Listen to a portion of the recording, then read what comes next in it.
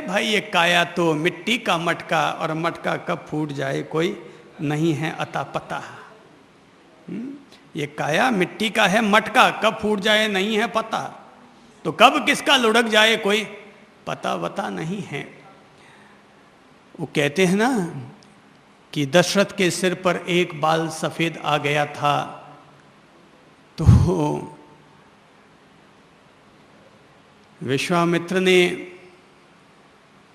जब राम जी की शादी वादी करके विश्वामित्र जी ले आए थे, राम लक्ष्मण भरत और शत्रुघ्न की शादी करवा कर ले आए थे विश्वामित्र जी, तो जाने की रजा मांगने लगे।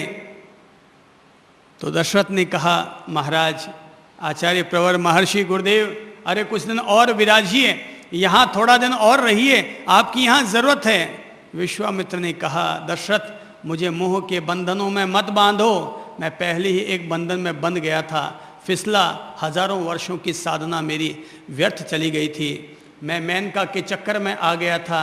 ये मोह माया की गांठें बड़ी प्रबल है, मोह माया के आकर्षण बड़े प्रबल हैं। अरे विश्वामित्र जैसा तपस्वी भी फिसल गया दशरथ, ये विश्वामित्र जैसा तपस्वी भी फिसल गया, तो मुझे मत रोको। सवाल मेनका का नहीं है, सवाल अपने अपने मन का है। सवाल मेनका का नहीं है, यहां सवाल अपने अपने मन का है। जीवड़ा संभाल अपने मन को। जब विश्वामित्र भी गए तो अपन लोग तो हैं ही किस बाग की मूली।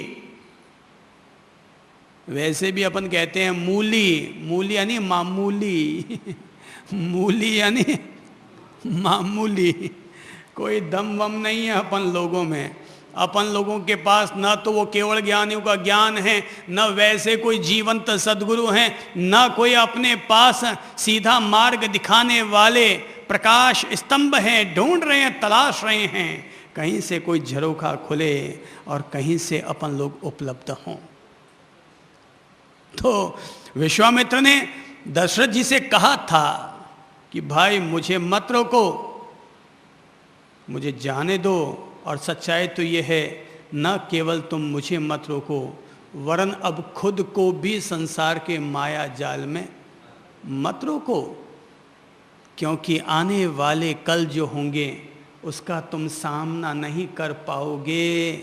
दशरथ, आने वाले कल की जो रेखाएं दिख रही हैं मुझे, उसका सामना तुम नहीं कर पाओगे। इसलिए वो रेखाएं उभर कर आए, तुम्हारे प्रारब्ध की, तुम्हारे भाग्य की वो रेखाएं उभर कर आए, उससे पहले निकल जाओ, क्योंकि आने वाला कल जैसा आने वाला है तुम उसका सामना नहीं कर पाओगे। और तब कहते हैं विश्वामित्र तो ये कहकर रवाना हो जाते हैं, दशरथ अपनी चिंतन कक्ष में चले जाते हैं और वहां टहलते टहलते चिंतन करते हैं, विचार करते हैं कि विश्वामित्र गुरुदेव ने ये बात कैसे कही कि मुझे तो जाने ही दो, पर तुम भी निकल जाओ, क्योंकि आने वाले कल में जो रेखाएं उभर कर आएंगी उनका तुम सामना नहीं कर पाओगे। वो सोच रहे हैं कि तभी उनकी नजर दर्पण पर चली जाती है और तब रामायण की ये महान पंक्तियां और ये महान भाव आम इंसान को जगाने के लिए उभर कर आ जाते हैं। और तब उनको आकाशवाणी दशरथ को ये सुनाई देती है कि जब वो आईने में अपना सिर का एक सफ़ेद बाल देखते हैं, उस सफ़ेद बाल को देख देख कर विचार करते हैं, बंदा गाड़ी उपड़ी जाए छे, चढ़वानो होय तो चढ़ी जाओ। गाड़ी उपड़ी जाए छे, चढ़वानो होय तो चढ़ी जाओ। और तब वो आकाशवाणी होती है जो कि दशरथ की सोई हुई चेतना को झंकृत करती है। और उसी वाणी से प्रेरित होकर दशरथ ये निर्णय करते हैं कि कल का सूर्योदय होगा, उसी के साथ राम को राज सिंहासन देकर मैं वानप्रस्थ जीवन धारण कर लूँगा, संन्यास धारण कर लूँगा। और तब वो पंक्तियाँ होती हैं, केशप के तन प्राण थके, केशप के तन प्राण थके, अब राग अनुराग को भार उतारो, केशप के तन प्राण थके अब, राग अनुराग को भार उतारो, मोह महामद पान कियो अब, आत्म ज्ञान को अमृत ढारो, मोह महामद पान कियो अब, आत्म ज्ञान को अमृत ढारो।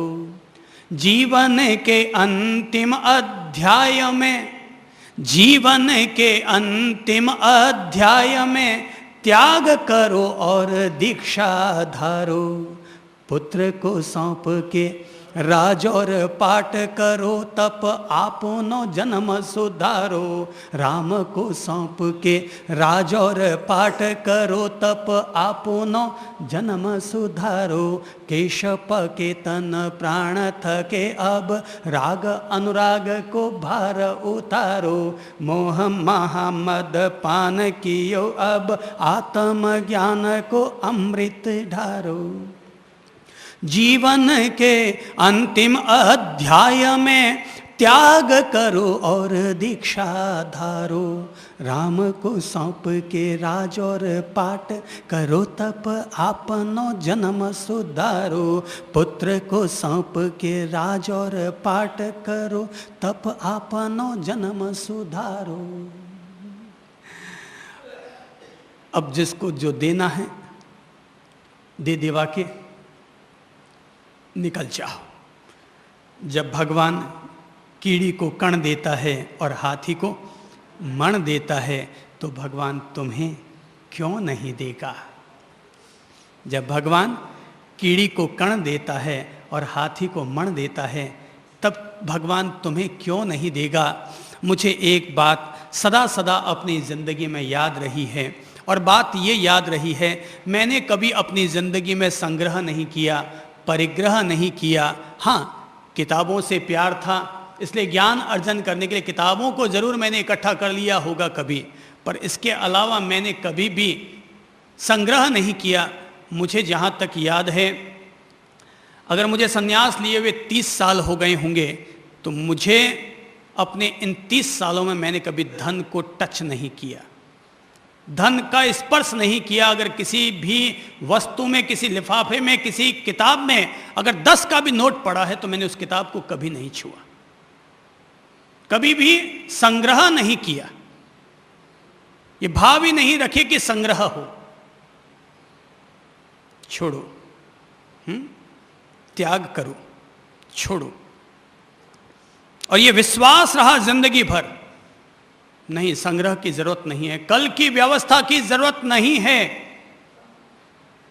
अगर जैसे अभी आप लोग यहां पर एक तपाराधना कर रहे हैं, आप लोग हैं तो भले ही व्यवस्था के लिए जागरूकता बरत लूं कि भाई कल की ये व्यवस्था करनी है और क्या करना है, पर मैंने अपने लिए आज तक कभी जिंदगी में व्यवस्था की चिंता नहीं की, क्योंकि विश्वास है।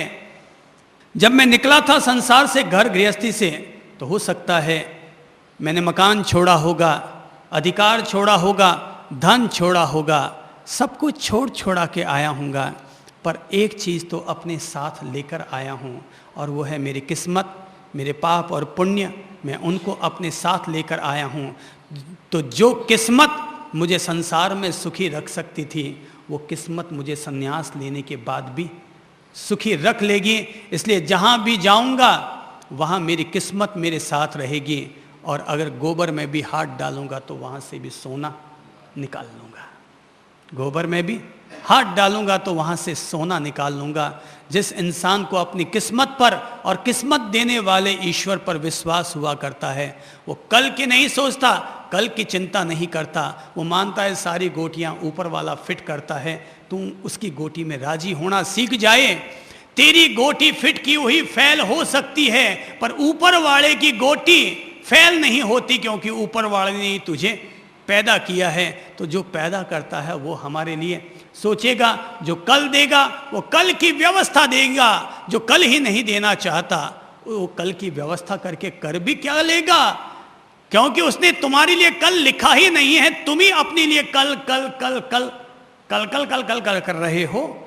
कल किसका काल बने कोई अता पता नहीं है। इसीलिए जो करना है सो कर जाओ। गाड़ी उपड़ी जाए छे चढ़वानो होय तो चढ़ी जाओ।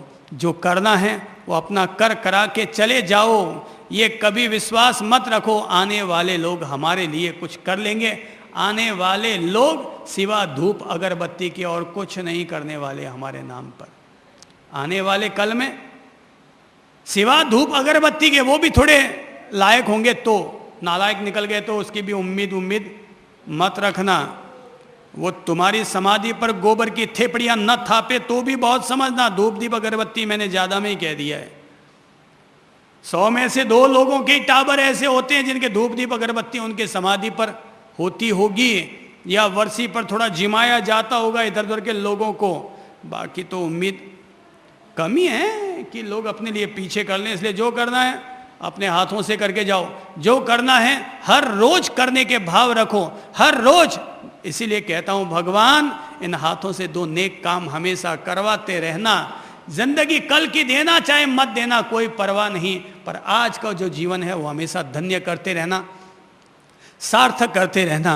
दिन हो चाहे रात हो, दिन को भी सांझ को सोएंगे तो ये होना चाहिए मैंने आज कुछ ना कुछ किया है, प्रभु तेरा भजन भी किया है, नेकी के 2 काम भी किए हैं, माँ बाप की सेवा भी की है, औरों का भी ख्याल रखा है, कुछ मैंने किया है। और रात को भी अगर सोएंगे तो सोने से पहले भी हरि भजन हरि सुमिरन किए बगैर नहीं सोएंगे।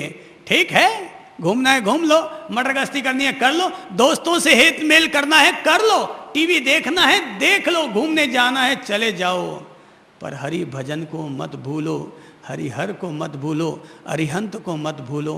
और बोध रखो गाड़ी उपड़ी जाए छे चढ़वानो होय तो चढ़ी जाओ।